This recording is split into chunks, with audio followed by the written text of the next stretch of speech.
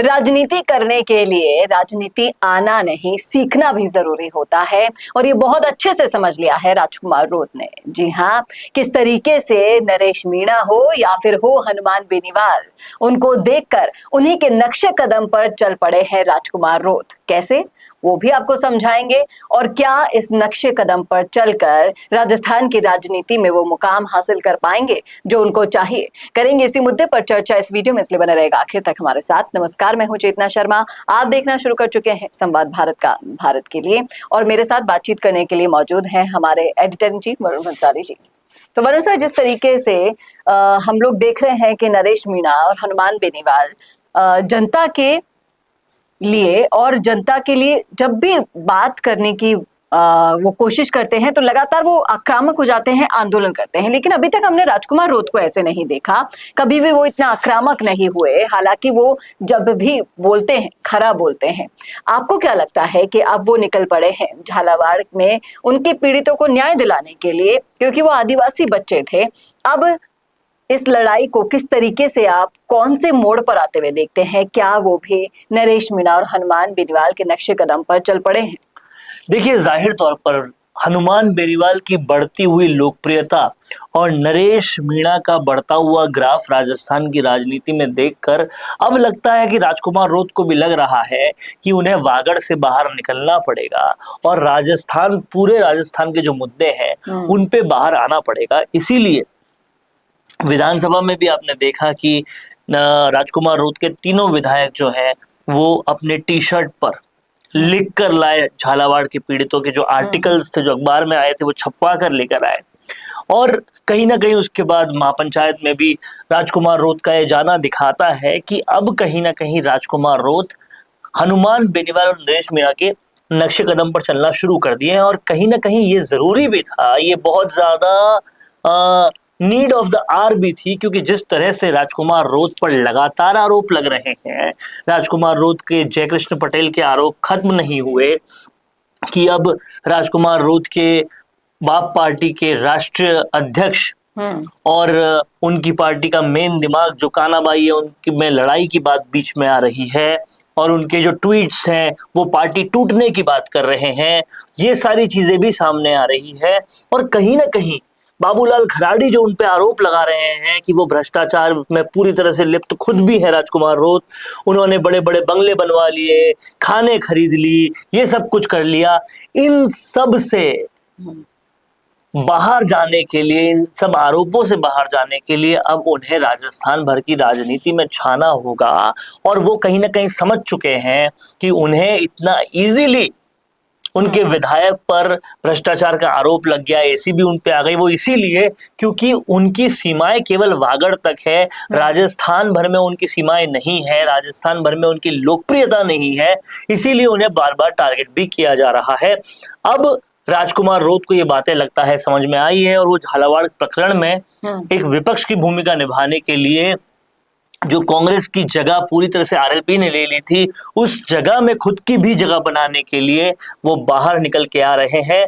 और हनुमान बेनीवाल और नरेश मीणा की लोकप्रियता देखकर कुछ सीख उन्होंने भी ली है। जी, लेकिन आप ये समझिए कि एक तरफ नरेश मीणा है, एक तरफ हनुमान बेनीवाल है, और अगर इसी कड़ी में राजकुमार रोत भी जुड़ जाते हैं तो क्या उनको वो अटेंशन मिल पाएगा? जाहिर तौर पर राजकुमार रोत की फॉलोइंग अपनी बहुत जबरदस्त है, आप पर वो एक सीमित उसमें है, आप समझ पा रहे हैं मैं क्या कहना चाहती हूं? सीमित उसमें है, वागड़ क्षेत्र में है, लेकिन वागड़ क्षेत्र में होने के बावजूद आप देखिए आदिवासी नेता कितने हैं राजस्थान में, बहुत कम है। उसमें से राजकुमार रोत ऐसे सफल आदिवासी नेता हैं जो अपनी पार्टी बना पाए, 4 सीटें ला पाए, ये सब कुछ वो कर पाए, एक सांसद बन पाए, वो सबसे ज्यादा सक्सेसफुल इस मामले में हुए हैं। अब अगर वो अपने को वागड़ में मिले हुए समर्थन और उस समर्थन को राजस्थान भर में लेके आते हैं, राजस्थान भर में वो एक्टिव होंगे, तब तो उनके और फॉलोअर्स भी बनेंगे, नहीं तो वहीं तक रहेंगे, वागड़ तक ही रहेंगे। तो उनको हो सकता है ईस्टर्न राजस्थान के आदिवासियों का भी कुछ साथ मिले, कुछ और नेता मिले, क्योंकि हर बेल्ट में छोटे छोटे नेता होते हैं, वो अपने करियर की सक्सेस के लिए दूसरे दल देखते रहते हैं। हो सकता है ईस्टर्न राजस्थान के कुछ छोटे नेता उनके साथ जुड़ जाए, कुछ और भीड़ बढ़ जाए, कुछ समर्थक उनके भी आ जाए, बहुत कुछ हो सकता है। लेकिन अभी पहले प्रदेश की जनता को अल्टरनेटिव देने तो पड़ेंगे।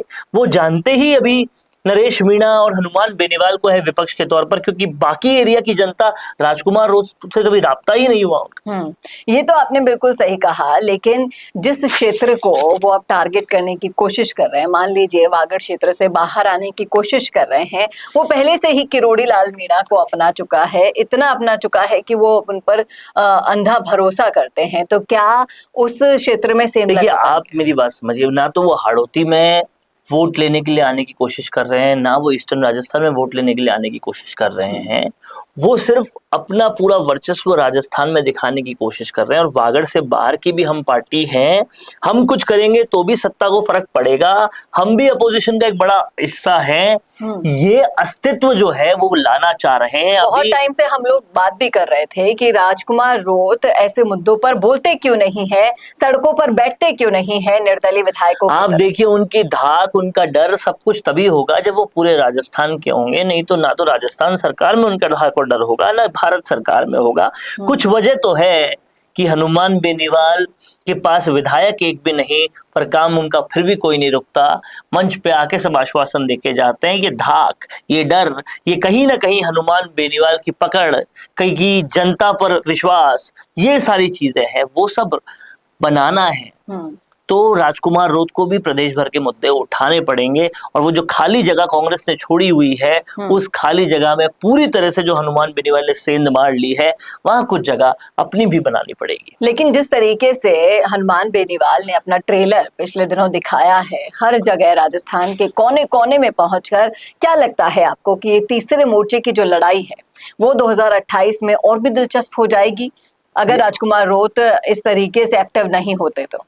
देखिए, तीसरे मोर्चे की लड़ाई ऑलरेडी बहुत दिलचस्प हो चुकी है, क्योंकि राजकुमार रोत और हनुमान बेनीवाल तो अपने अपने पार्टी बना ही चुके हैं। लेकिन उसके अलावा रविंद्र सिंह भाटी, नरेश मीणा, जो सिर्फ एक निर्दलीय नेता के तौर से थोड़े बड़े हो गए हैं, पार्टी भले अभी तक नहीं बनाई है, पर उनकी फैन फॉलोइंग इतनी है कि वो पार्टी बना सकते हैं। तो कांग्रेस बीजेपी का कंपटीशन अब नरेश मीणा, हनुमान बेनीवाल राजकुमार रोत से ज्यादा बड़ा है। अब वो नरेश मीणा और भाटी तक भी है, क्योंकि एक होने के बावजूद भाटी विधानसभा में अपना पूरा धाक रख पाते हैं। एक होने के बावजूद नरेश मीणा जब जनक्रांति यात्रा निकालते हैं तो पूरी सत्ता हिला डालते हैं।